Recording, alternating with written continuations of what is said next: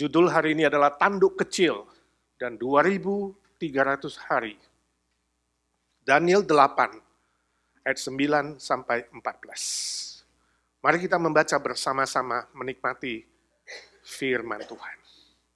1, 3. Maka dari salah satu tanduk itu muncul suatu tanduk kecil yang menjadi sangat besar ke arah selatan, ke arah timur, dan ke arah tanah permai. Ia akan menjadi besar, bahkan sampai kepada bala tentara langit. Dan dari bala tentara itu, dari bintang-bintang, dijatuhkannya beberapa ke bumi dan diinjak-injaknya. Bahkan terhadap panglima bala tentara itu pun ia membesarkan dirinya, dan daripadanya diambilnya korban persembahan sehari-hari, dan tempatnya yang kudus dirobohkannya. Suatu kebaktian diadakan secara fasik, menggantikan korban sehari-hari, kebenaran dihempaskannya ke bumi, dan apapun yang dibuatnya, semuanya berhasil. Kemudian kudengar seorang kudus berbicara, dan seorang kudus lain berkata kepada yang berbicara itu, sampai berapa lama berlaku penglihatan ini, yakni korban sehari-hari dan kefasikan yang membinasakan, tempat kudus yang diserahkan, dan bala tentara yang diinjak-injak? Maka ia menjawab, sampai lewat 2300 petang dan pagi, lalu tempat kudus itu akan dipulihkan dalam keadaan yang wajar. Saya membaca suatu cerita, suatu kali seorang anak remaja menulis surat kepada papanya. Ketika papanya pulang, melongok ke kamar anak gadisnya, dia lihat ranjangnya rapi. Di atas ranjang ada selembar surat. Ditujukan kepada sang papa. Isinya demikian, ayah tercinta, aku menulis surat ini dengan perasaan sedih dan sangat menyesal. Saat ayah membaca surat ini, aku telah pergi meninggalkan rumah, aku pergi bersama kekasihku. Dia seorang cowok yang baik. Kalau papa bertemu dengan dia, papa juga akan setuju. Walaupun di tubuhnya banyak tato-tato, dan dia banyak pakai anting-anting di sana dan sini. Juga dia memakai motor butut serta rambutnya yang gondrong. Dia sudah cukup dewasa, dan meskipun belum terlalu tua, dalam kurung, aku pikir zaman sekarang 42 tahun tidaklah terlalu tua. Dia sangat baik terhadapku, lebih-lebih lagi dia sekarang calon ayah dari anak dalam kandunganku. Dan kami telah bertekad untuk membesarkan anak ini bersama-sama. Kami akan tinggal berpindah-pindah tempat. Dia punya sebuah bisnis ekstasi yang cukup sukses dan luas. Dan dia juga meyakinkan aku bahwa marijuana itu tidaklah terlalu berbahaya bagi diriku dan tidak ada dampak yang terlalu buruk. Aku juga yakin bahwa pengobatan pasti akan menemukan obat AIDS. Jadi dia bisa segera sembuh. Aku tahu sebenarnya dia sudah punya cewek lain, tapi aku percaya dia tetap akan setia padaku dengan cara yang berbeda. Ayah gak perlu khawatirkan keadaanku, gak perlu cari aku, karena sekarang aku sudah umur 17 tahun. Aku sudah dewasa, aku bisa menjaga diriku.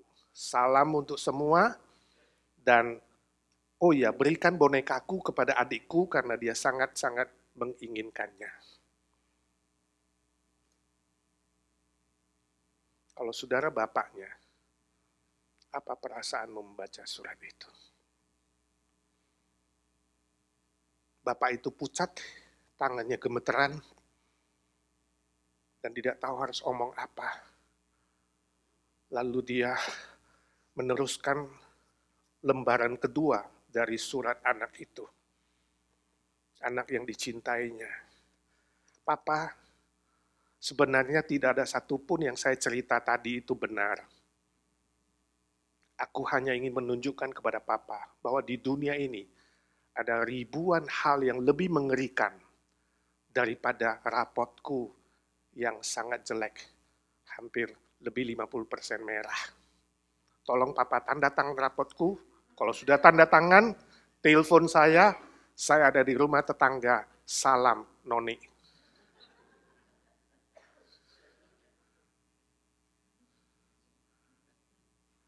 Kalau kamu benar ayahnya, ya, membaca surat itu setelah tahu lembaran pertama dan lembaran kedua berbeda, apa reaksimu?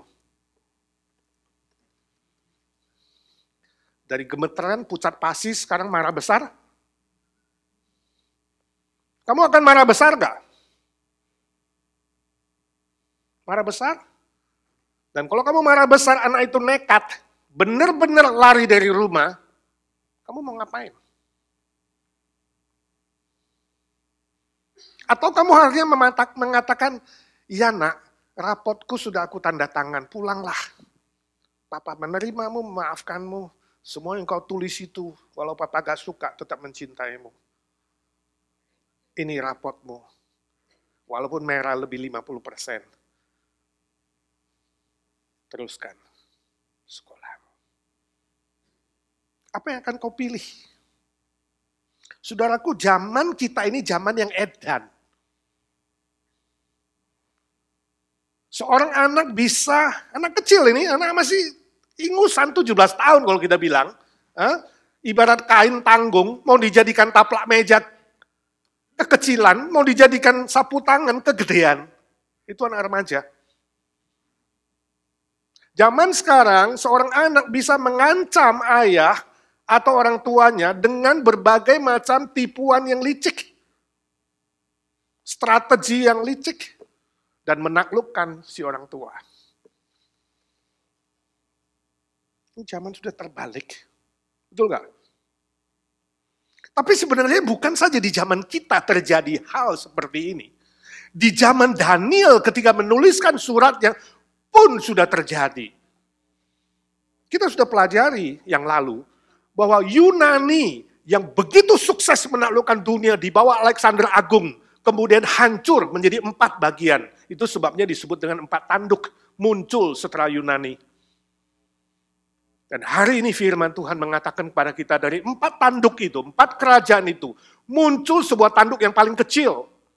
4 tanduk, satu yang paling kecil, yang paling lemah, justru itu yang akhirnya menaklukkan 3 tanduk lain. Dan kerajaan-kerajaan lainnya. Yang kecil menaklukkan yang besar, mengalahkan yang besar, dan menguasai seluruh dunia di zaman itu. Nah pertanyaannya siapa sih tanduk kecil itu? Ketika kita membaca surat Daniel tadi. Siapakah dia? Ayat 9-12 menjelaskan, dia kemudian jadi besar. Dia jadi kuat dan bisa menaklukkan seluruh kerajaannya ke arah selatan, ke arah timur, dan ke arah tanah permai. Yaitu apa? Tanah perjanjian, tanah pilihan Israel dan Yehuda. Kalau saudara teruskan membaca sampai ayat 23, di situ firman Tuhan menjelaskan bahwa raja ini mukanya garang, menakutkan, sadis. Dia pandai menipu dan dia sangat-sangat kejam. Siapa dia?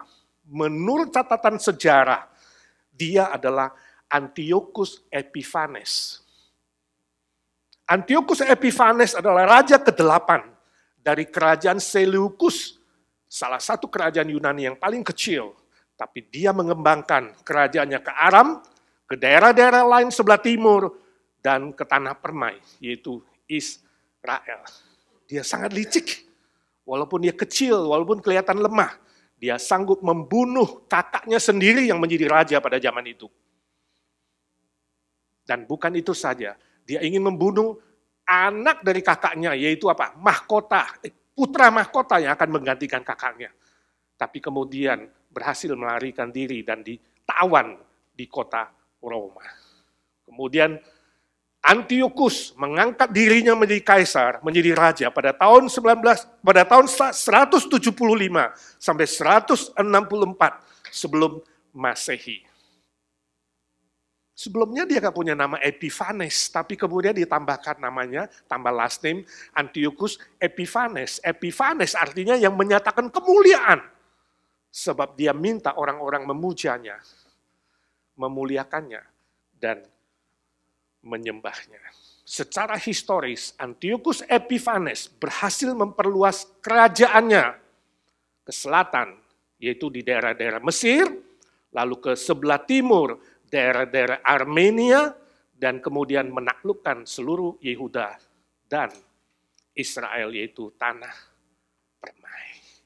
Bahkan firman Tuhan mengatakan kerajaannya meluas. Bahkan dia, ayat 10, bisa sampai ke bala tentara langit. Bintang-bintang dijatuhkannya di bumi dan injak-injaknya. Itu adalah simbol dari orang-orang penting di zaman itu.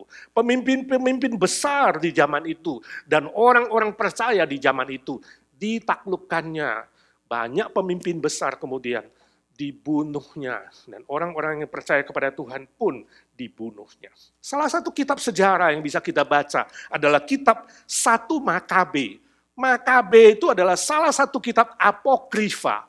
Apokrifa artinya kitab-kitab yang satu zaman dengan perjanjian lama, tapi bukan Alkitab.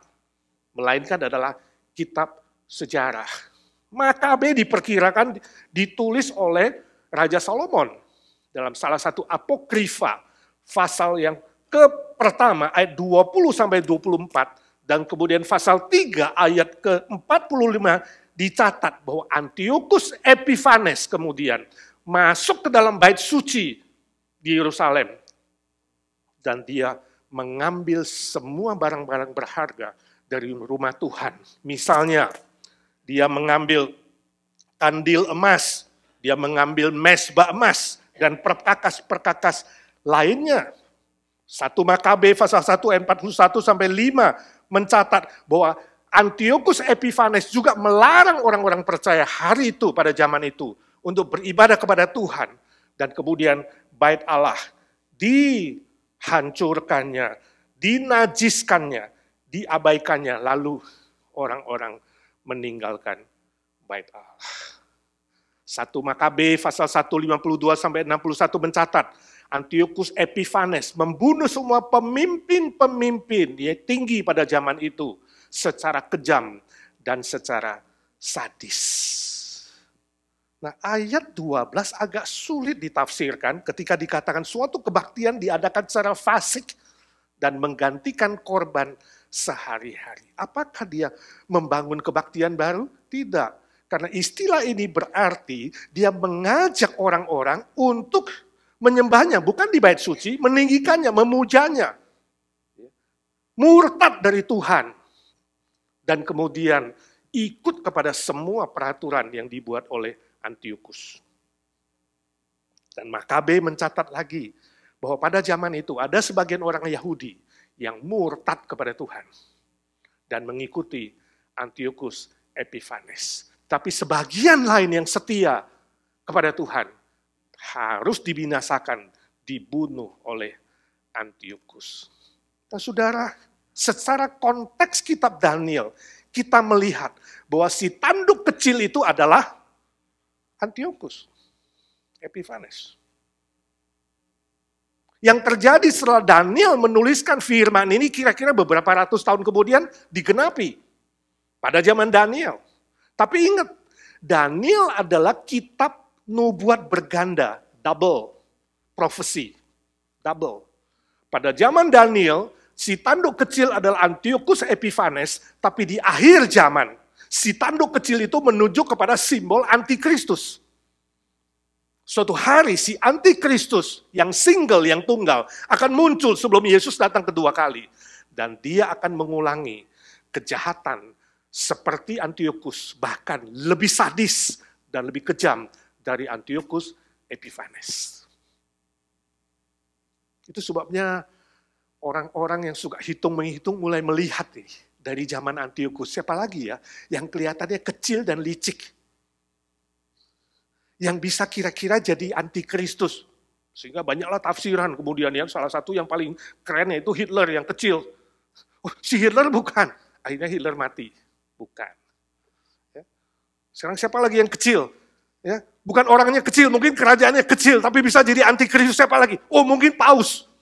Ya, kerajaan yang paling kecil, Vatikan. Ya, kerajaan dalam kerajaan. Mungkinkah suatu hari dia akan dipakai iblis menjadi antikristus? Gak ada yang tahu.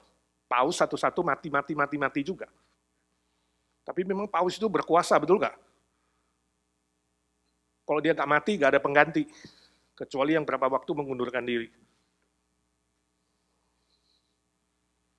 Atau pemimpin lain yang kecil. Siapa lagi yang kecil? Hah? Kim Jong-un? Negaranya kecil, orangnya kecil juga. Si Putin kecil apa besar? Gak ada yang tahu. Ingat, tugas kita bukan menafsir-nafsir. Karena sudah ditafsir-tafsir sejak Yesus naik ke sorga sampai hari ini. Belum datang-datang juga si antikristus itu. Tapi kelak akan muncul. Seorang yang kecil atau dari kerajaan yang kecil, dia akan jadi besar. Sebab dia akan menguasai militer, dia akan menguasai ekonomi, dia akan menguasai agama, dia akan menguasai senjata. Itulah saatnya iblis akan melahirkan seorang antikristus. Saudara, Tuhan tidak menjanjikan bahwa hidup di dunia ini selalu mulus, selalu lancar, selalu indah, selalu sehat, selalu makmur, selalu sukses. Tuhan tidak pernah janji itu. Tapi firman Tuhan mengatakan, hidup di zaman akhir ini akan semakin tidak enak, akan semakin berat, akan semakin besar tantangannya. Sampai nanti klimaks Yesus katakan di Matius 24, saat itu akan terjadi penderitaan besar yang sepanjang sejarah belum pernah terjadi. Jadi gak ada yang tahu sehebat apa, yang pasti lebih sadis dari Antiochus Epiphanes. Lebih sadis. Lebih besar. Karena saat itu, 1/4 jumlah umat manusia akan dibunuhnya. Bukan sedikit, 1/4 jumlah manusia di bumi. Tapi kita gak usah khawatir. Iman yang sejati adalah iman yang siap menghadapi tantangan bersama Tuhan. Amin. Iman yang sejati adalah iman yang percaya bahwa di dalam Yesus Kristus yang menang, kita pun akan menang seberat apapun tantangan dan penderitaan itu. Amin. Setuju? Ada sebuah cerita yang saya baca lagi. Suatu hari ada seekor kucing yang kelihatan kurus. Ya, dia duduk santai di tepi pantai. Waktu dia duduk santai, datanglah seekor serigala kecil. Ya, seekor rubah yang kecil. Waktu ingin menerkam si kucing tunggu dulu. Kamu jangan kira aku gak berani melawan kamu. Kalau you berani, ayo kita bertanding di lubang itu. Kita bertarung, kamu kira saya takut. 1 lawan 1, kita masuk ke sana. Siapa yang kalah, dia dimangsa, dimakan oleh yang menang. Serigala kecil itu si rubah mengatakan, lu kira gue takut? Ayo. Kucing bilang, belum tentu gue bisa menang loh. Ya udah, mereka masuk ke lubang. 10 menit kemudian keluar kucing. Memegang setangkai paha dari serigala kecil si rubah itu. Dan dia santai mulai makan. Di tepi pantai, dia pakai kacamata hitamnya, angin sayup-sayup, santai. Di tengah-tengah makan, datang lagi serigala yang lebih besar. Ingin melahapnya, ingin menyerang dia. Dia bilang, tunggu dulu. Lihat ini apa? Hah? Ini pahanya serigala kecil nih, rubah. Lu berani melawanku? Ayo kalau lu jago, masuk ke lubang, kita tanding di dalam. 1 lawan 1. Siapa yang menang, dia melahap memakan yang kalah. Wah, tertantang serigala besar. Siapa takut? Ya, kucing kurus begini, ayo masuk. Kedua masuk, 20 menit kemudian keluar kucing, memegang setangkai paha serigala besar. Dia melahap, santai. Sekarang ada kelapa muda. Gak lama kemudian datang beruang yang cukup besar. Ya. Dia kira, wah ini makanan nih. Waktu dia mau menyerang si kucing, dia bilang, tunggu dulu. Kalau you jago, lawan saya 1 lawan 1. Mari masuk ke lubang itu, lu berani gak? Lihat ini, paha siapa ini? Hah? Serigala aja kalah. Beruang bilang, lu kecil. Kucing krempeng. Lu kira gue takut? Ayo masuk, cret, masuk. Setengah jam, saudara. Kucing keluar, pegang pahanya. Si beruang. Santai dia makan. Sekarang bukan aja ada kelapa muda, ada bir. Asik, sayup-sayup. Pohon kelapa.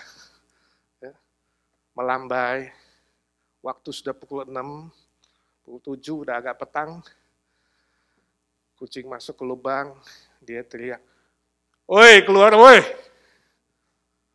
hari ini tugas selesai, besok kita lanjutkan lagi." Kemudian dari lubang lompat seekor macan yang besar. Dan si harimau berkata, "Terima kasih kawanku, kita kerja sama yang baik. Aku gak usah kerja keras mengejar lawan, you mengantarkannya kepada saya. Besok kita kerja sama lagi." Saudara, ini hanya cerita humor. Terlepas dari kelicikan si kucing, saya ingin beritahu saudara, di dalam kamu ada Yesus Kristus yang hidup dan ada Roh Kudus. Jangan melawan, menantang apapun persoalan di dunia ini sendirian. Kita punya Yesus Kristus yang menang. Kita punya Roh Kudus yang akan menolong, menguatkan, dan membantu. Bahwa semua tantangan, ujian, cobaan, godaan, serangan, penderitaan, kesulitan, Yesus mengatakan, kamu akan mengalami kemenangan bersama aku. Amin. Jangan khawatir, hadapi bersama Tuhan, jangan hadapi sendiri. Jadikan Tuhan 100%, Tuhan yang menguasai pikiranmu, menguasai hatimu, dan menguasai keputusan-keputusanmu, tindakanmu, maka kamu akan berhasil di bumi dan di akhirat nanti. Itu menjadi pegangan kita. Amin. Oke, selanjutnya saudara, ya, kita melihat bahwa ayat 13 mengatakan Daniel melihat 2 orang kudus sedang berbicara. Ya. 2 orang kudus di sini menunjuk kepada malaikat. Ingat, penglihatannya muncul malaikat Gabriel, dan kemudian sekarang ada malaikat lain yang bertanya kepada Gabriel yang memberitakan firman Tuhan itu. Dia bertanya, sampai berapa lama berlaku penglihatan ini? Maksudnya penderitaan di bawah Antiochus Epiphanes ini, berapa lama terjadinya? Berlangsung berapa lama panjangnya? Kemudian Gabriel menjawab di situ, dia katakan, sampai lewat 2300 petang dan pagi. Apa maksudnya? 2300 petang dan pagi. Pada umumnya ada 3 tafsiran. Tafsiran pertama mengatakan bahwa 2300 petang dan pagi itu, karena petang dan pagi, maka dibagi 2, itu menjadi 1150 hari. Itu sama dengan 3,5 tahun. Bahwa mereka akan mengalami penganiayaan dan kelak ketika Antikristus datang, kita akan mengalami penganiayaan selama 3,5 tahun. Ini tafsiran pertama. Ya, sebenarnya tafsiran ini kurang tepat sebab orang Yahudi menghitung hari itu tidak seperti kita menghitung 365 hari setahun, tapi 360 hari. Karena perhitungan mereka bukan berdasar matahari, tapi berdasar bulan. Jadi kalau 360 hari itu jatuhnya adalah 3 tahun, 2 bulan, 10 hari. Kita kurang setuju, tidak setuju dengan tafsiran pertama. Tafsiran kedua mengatakan 2300 petang dan pagi sama dengan 1150 hari, namun dikaitkan dengan penganiayaan Antiochus saja. Tidak dikaitkan dengan Antikristus yang disebutkan di dalam Daniel pasal 7 ayat 25. Ini juga kurang tepat. Tafsiran yang kita setuju dan sesuai dengan berita firman Tuhan adalah yang ketiga. 2300 petang dan pagi ini dihubungkan dengan Kejadian pasal pertama. Sebab pasal pertama Kejadian mengatakan Tuhan menciptakan langit dan bumi itu 6 hari dan selalu ditutup dengan petang dan pagi. Jadilah petang dan pagi, jadilah petang dan pagi. Sebab orang zaman dulu menghitung hari bukan dari pagi sampai petang seperti sekarang, tapi dari petang sampai pagi. Jadi 2300 petang dan pagi artinya 2300 hari, bukan 1150 hari. Itu yang kita yakini. Memang kalau kita perhatikan, Antiochus Epiphanes ketika menganiaya umat Tuhan pada zaman itu terjadi pada bulan Oktober ya. Tahun 168 sebelum Masehi dan itu berakhir pada Desember tahun 165 sebelum Masehi. Jadi dari Oktober ya 168 sampai Desember 165. Jadi kalau dihitung itu adalah 2300 petang dan pagi. Menurut catatan sejarah. Pada Desember 165 itulah muncul seorang pahlawan Yahudi yang sangat terkenal, yang sangat dipuja oleh orang-orang Yahudi sampai hari ini, bernama Judas Maccabeus. Judas Maccabeus hanya mengajak segelintir orang-orang Yahudi yang tangguh untuk berperang, menaklukkan Antiochus Epiphanes. Dan di bawah Judas Maccabeus lah orang Yahudi kemudian kembali bisa membangun rumah Tuhan dan beribadah di rumah Tuhan. Sehingga seluruh upacara perjanjian lama yang tadi dirobohkan oleh Antiochus dipulihkan pada zaman Judas Maccabeus. Setelah 2300 hari. Kita setuju dengan pandangan ini karena cocok dengan sejarah. Tapi ingat saudara, saya ingin kita tidak terfokus pada hitungan matematika 2300 hari, atau tidak terfokus pada penafsiran hurufiah pada zaman itu saja. Ingat, Daniel bersifat double prophecy. Nubuat berganda, berlaku pada zaman Daniel, tapi juga berlaku pada zaman kita. Menjelang kedatangan Tuhan Yesus kedua kali nanti, orang-orang percaya, orang-orang Kristen itu akan dipulihkan kembali. Jadi Yesus datang 2 kali ke dunia ini, saudara. Waktu datang pertama kali sebagai juru selamat, kita dipulihkan. Kita diselamatkan secara fisik dan rohani. Sehingga tubuh kita disebut dengan bait Allah yang dipulihkan.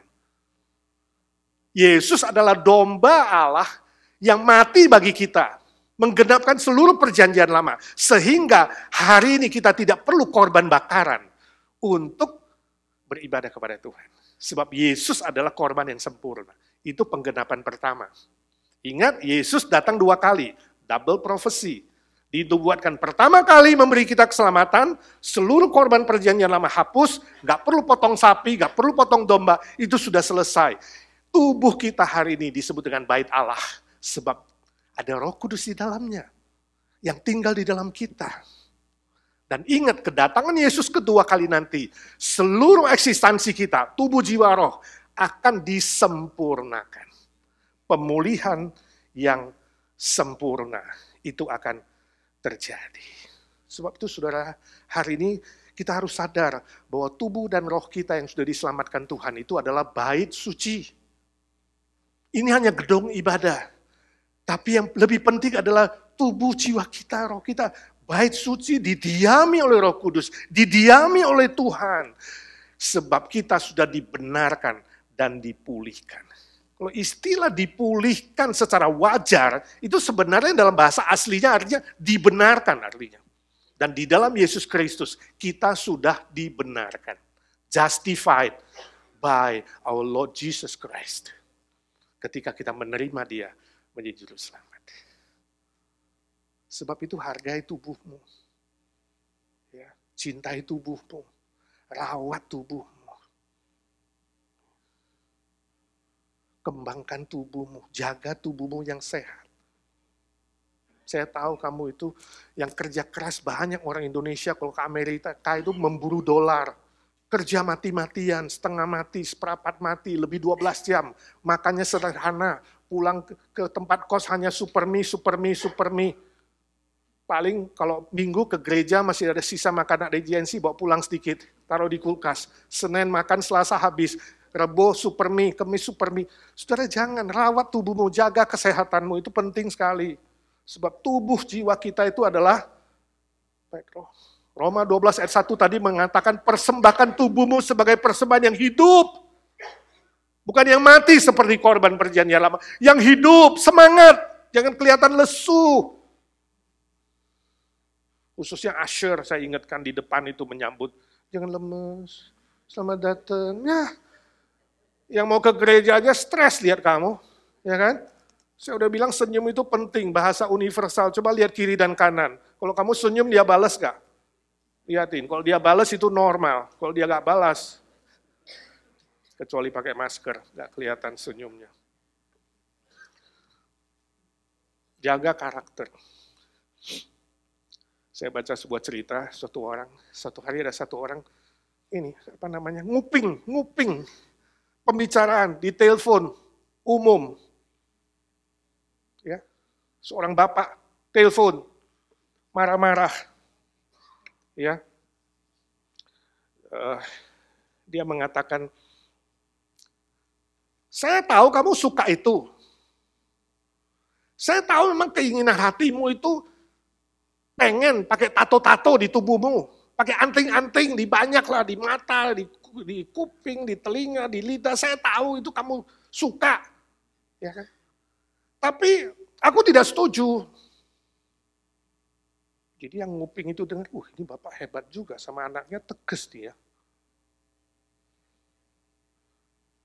Kalau kamu tetap ngotot, ya mau tato-tato dan anting-anting, sebaiknya jangan tinggal di rumah. Sebab kalau kamu masih tinggal sama aku yang buat peraturan. Tidak ada tato-tato, tidak ada tusuk sini, tusuk sana. Yang dengar nguping itu, ini bapak hebat juga ya. Ini jangan-jangan dia majelis atau pendeta kali ya. Sangat-sangat tegas. Lalu si bapak itu ngomong selanjutnya, bilang, lagi pula mah, kamu usianya sekarang 80. Mana ada sih orang 80 tato-tato dan pasang banyak anting-anting.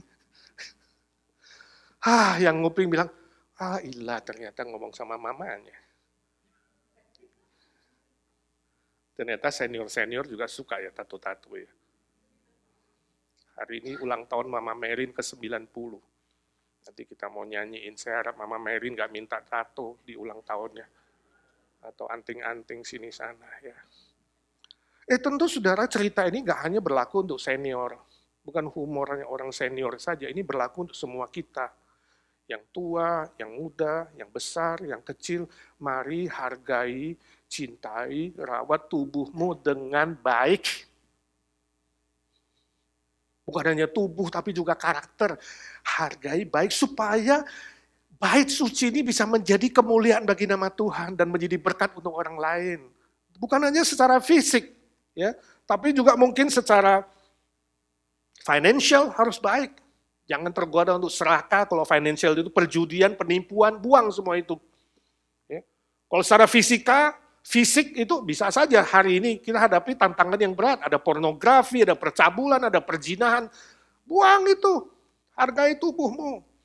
Ada kemalasan, ketakutan, kecurangan ini dalam karier. Ingat bertahan, pegang kebenaran dan kejujuran. Juga di dalam karakter. Jangan sampai ada kemarahan, iri hati, kebencian, dendam. Itu semua hal yang merusak tubuh, mental, dan rohani.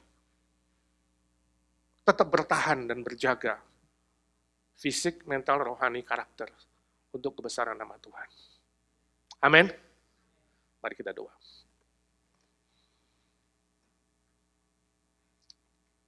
Ya Tuhan Yesus, suara hamba-Mu sudah berhenti. Biarlah suara Roh Kudus terus mengiang-ngiang di telinga kami, berbisik-bisik di hati kami.